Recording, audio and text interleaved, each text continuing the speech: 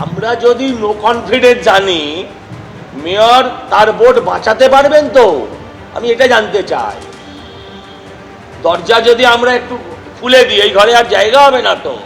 কলকাতা পুরসভায় আজকে যেটা হয়েছে এটা কোনোদিন দেখা যায়নি। তার কারণ হচ্ছে যে সেক্রেটারি তিনি একদিকে নোটিশ পাঠিয়ে বললেন যে আজকে হাউস স্থগিত করা হলো, তারপর সেই সেক্রেটারি বদল হয়ে গেলেন এবং চেয়ারপারসন তিনি সমস্ত তৃণমূল কাউন্সিলরদের নিয়ে আজকে একটা বৈঠক করলেন এবং বৈঠকের পর তিনি হাউস করলেন হচ্ছে কাউন্সিল চেম্বারের পরিবর্তে কাউন্সিলর্স ক্লাব রুমে। এবং তিনি বলছেন যে অনেকেই তৃণমূলের কাউন্সিলররা বলছেন বস্তুত তাদেরকে এই সরকার চাইছে হচ্ছে এই পুরসভাকে চাপে ফেলতে এবং সেই কারণেই তারা আজকে এরকম একটা হাউস করেছেন। এই ধরনের ঘটনা কিন্তু দেখা যায়নি। এবং তার মধ্যে যেটা দেখা যাচ্ছে যে এই মুহূর্তে বিজেপির যারা কাউন্সিলর রয়েছেন, 3 জন বিজেপির কাউন্সিলর ছিলেন আর কংগ্রেসের এক কাউন্সিলর তিনি বিজেপিতে যোগ দিয়েছেন, সন্তোষ পাঠক, অর্থাৎ সজল ঘোষ, মীনাদেবী পুরোহিত, সন্তোষ পাঠক এবং বিজয় ওঝা, তারা 4 জন এসছেন। তারা একটা বৈঠক করেছেন এবং তারা এই মুহূর্তে সেক্রেটারির ঘরে ঢুকেছেন, ঘরে প্রবেশ করেছেন এবং সেখানে তারা জানাতে গেছেন যে কি করে এই ধরনের বেআইনি কাজ হতে পারে। এবং তাদের বক্তব্য খুব স্পষ্ট যে পুর কমিশনারকে এর বিরুদ্ধে ব্যবস্থা নিতে হবে, দরকার হলে প্রয়োজন হলে পুর কমিশনারকে ব্যবস্থা নিয়ে এই যে পুর প্রশাসন চলছে কলকাতা পুরসভা, সেই পুরসভাকে কিন্তু ঘোষণা করতে হবে যে সে পুরসভা চলবে না, এরকম বলতে হবে। অথবা হচ্ছে যে কেন এইভাবে একটা অবৈধভাবে করা হলো সেই নিয়ে তারা প্রশ্ন তুলছেন। তারা বলছেন আমরা জানি না যে আজকে হাউস করা হচ্ছে, কারণ আমাদের জানানো হয়েছিল যে হাউস ক্যান্সেল হচ্ছে, আমরা কোথা থেকে জানবো এটা কিভাবে হলো, এর কোনো বৈধতাই নেই। এবং এই সমস্ত প্রশ্ন তুলেই তারা কমিশনারের সঙ্গেই দেখা করতে চেয়েছিলেন। পুর কমিশনার আজকে সকালেই বেরিয়ে গিয়েছিলেন, তিনি পুর নগরায়ণ দপ্তরের বৈঠকে গেছেন, সেই কারণে নতুন যে সেক্রেটারি জয়েন করেছেন তার সঙ্গে বৈঠক করতে গিয়েছেন বিজেপির কাউন্সিলররা। ধন্যবাদ অর্ণব।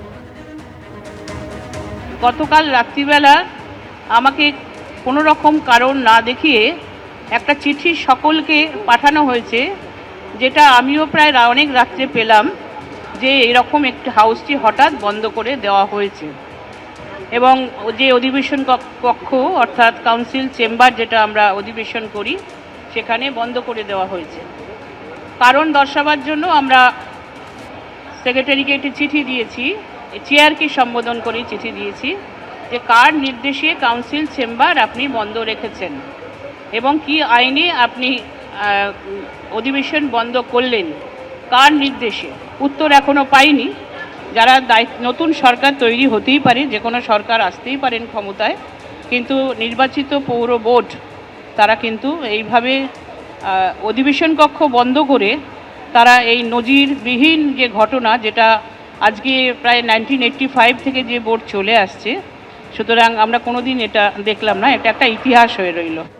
এটা একটা সব নির্বাচিত যত আমাদের প্রতিনিধি আছে তাদের একটা চরম অপমান এবং নিদর্শন হয়ে রইল। ধরুন আমরা অ্যাসেম্বলি ডাকলো আর সেখানে অ্যাসেম্বলি খোলা হলো, পার্লামেন্ট ডাকলো, পার্লামেন্ট খোলা হলো, এটা একটা নিদর্শন হয়ে রইল।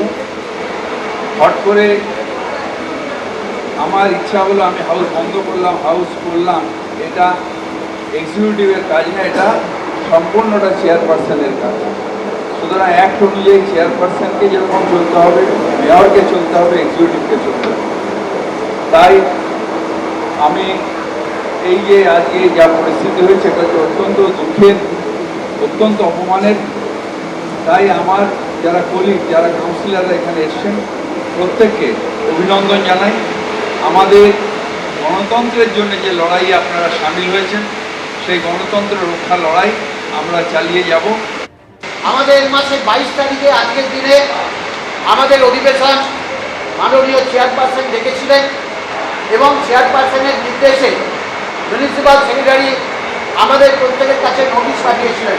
আজ পর্যন্ত কলকাতা কর্পোরেশনে ক্ষমতার ওলটপালট রয়েছে, কিন্তু কোনোদিন এইরকম ঘটনা ঘটেনি যে মিউনিসিপ্যাল আইনকে উপেক্ষা করে, মিউনিসিপ্যাল অ্যাক্টকে উপেক্ষা করে সাংবিধানিক যে অধিকার মিউনিসিপ্যাল অ্যাক্টের মাধ্যমে ভারতবর্ষের সংবিধান আমাদের চেয়ারপারসনকে দিয়েছে। চেয়ারপারসন একজন ইলেক্টেড নির্বাচিত প্রতিনিধি, তাকে আমরা কাউন্সিলর মিলে নির্বাচিত করে এই মহতি সদনে তাকে চেয়ারপারসন নির্বাচিত করেছিলাম। ফলে তার যে অধিকার, সাংবিধানিক অধিকার, এই অধিকার কেড়ে নিতে পারে একমাত্র স্বৈরাচারী শাসন ব্যবস্থা, তার বাইরে কেউ নয়। কাউন্সিলর্স ক্লাবের আজকের এই অধিবেশনকে সরাসরি অনৈতিক, অবৈধ বলে দাবি করেছেন বিজেপি বিধায়ক তথা কাউন্সিলর সজল ঘোষ। তিনি বলছেন যে অনাস্থা আনলে মেয়র বোর্ড বাঁচাতে পারবেন তো, কেন বিরোধীদের ডাকা হয়নি, কোন উপরওয়ালার নির্দেশে গাজওয়ারি করা হলো, প্রশ্ন তুলেছেন সজল ঘোষ। আরে রাজত্ব চলে গেছে, জমিদারি নেই, জমিদারি স্বভাবটা রয়ে গেছে। জলসাঘরের ছবি বিশ্বাস ভাবছেন যে মেয়র নিজেকে, সেটা এই পুরসভাকে আমরা মেয়রের জলসাঘর হতে দেব না। এই পবিত্র ক্লাব রুম সেখানে কি করে হতে পারে একটা হাউস? যতক্ষণ না এর উত্তর দেবেন ততক্ষণ নতুন হাউসও চলতে দেব না। এর আগের হাউসগুলো কার নির্দেশে ক্যান্সেল হয়েছিল? তাহলে মেয়র সেদিনকে সেই প্রশ্নেরও জবাব দিন।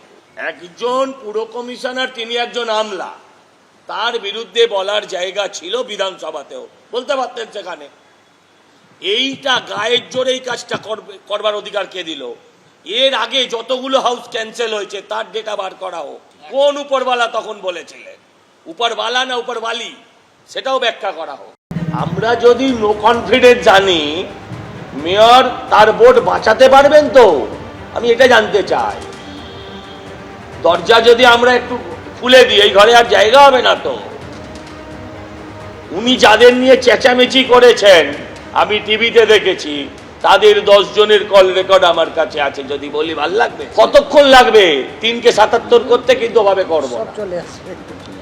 একা থাকবেন কিনা সন্দেহ, উনিও থাকতে চাইবেন না। ইয়ার কি হচ্ছে? আমরা ওই দলের কাউকে নেবার অধিকারীও নয়, নেব না। কিন্তু যদি অনাস্থা আসে, এ টিকবেও না, এটা গ্যারেন্টি। ড্রামা করলো, নটঙ্কি।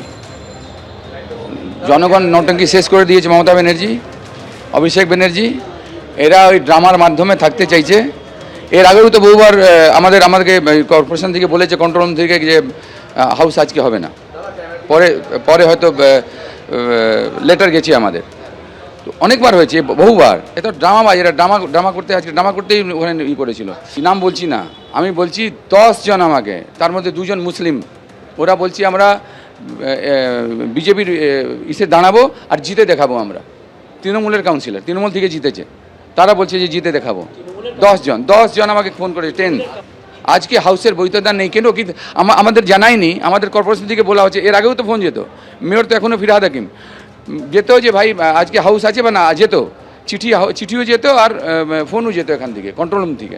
কিন্তু এবার তো কন্ট্রোল রুম থেকে শুধু ফোন গেছে যে হাউস আজকে হবে না, কিন্তু হাউস হবে না। আর আজকে হাউস করে দিল ওরা, ওই কাউন্সিলর ক্লাব। কোনোদিন হয়নি এটা। তো এবিপি আনন্দ, এগিয়ে থাকে, এগিয়ে রাখে।